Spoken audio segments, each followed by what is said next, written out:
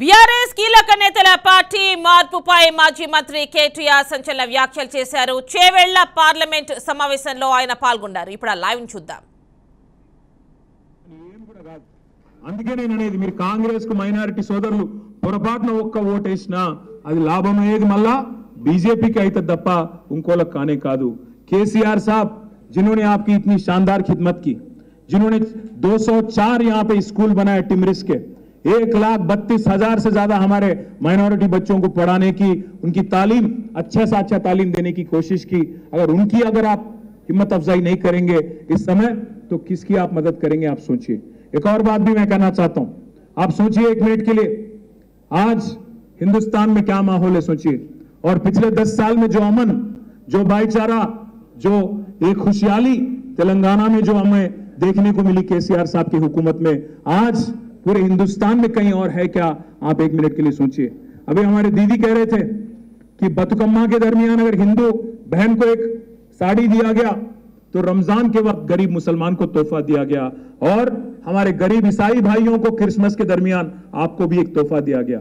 ऐसी थी केसीआर की सरकार जिन्होंने इंसान को इंसान की तरह देखा, मजहब के नाम पे अलग अलग करके देखने की कोशिश नहीं की, मजहब के नाम पे सियासत नहीं करे. మతం పేరు మీద రాజకీయం చేయలే కేసీఆర్, కులం పేరు మీద రాజకీయం చేయలే కేసీఆర్.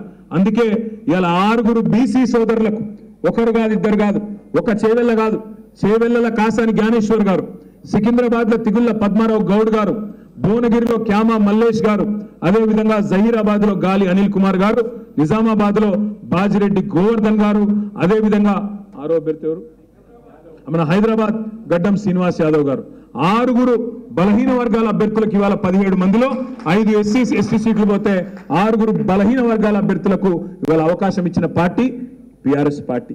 అందుకే మిమ్మల్ని అందరినీ ప్రార్థించేది, మిమ్మల్ని అందరినీ కోరుకునేది, దయచేసి తెలంగాణకున్న ఒక్క గొంతు, తెలంగాణ కోసం కొట్లాడే శక్తి వంచన లేకుండా, రాజీ లేకుండా ఎవరితోనైనా పోరాడే శక్తి ఉన్న నాయకుడు ఒకే ఒక్క నాయకుడు కేసీఆర్ గారు.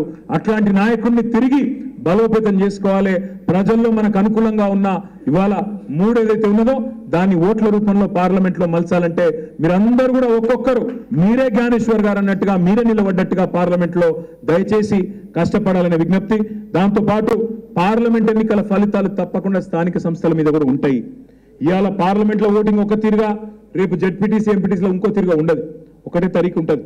కాబట్టి దయచేసి మీరు నిలబడ్డట్టే కొట్లాడాలి. మేము ఎమ్మెల్యేలు అందరం కూడా కొట్లాడతాం, మీరు కూడా గట్టిగా నిలబడండి. పార్టీని కష్టకాలంలో తప్పకుండా అందరం కలిసికట్టుగా ముందుకు తీసుకొని పోదామని చెప్పి కూడా విజ్ఞప్తి చేస్తూ, మరి మీ అందరికీ కూడా పేరు పేరున హృదయపూర్వకంగా ధన్యవాదాలు తెలియజేస్తూ జై తెలంగాణ. కేటీఆర్ అన్నకు ధన్యవాదాలు తెలియజేస్తూ ఇక్కడ భోజనాలు ఏర్పాటు చేయడం జరిగింది.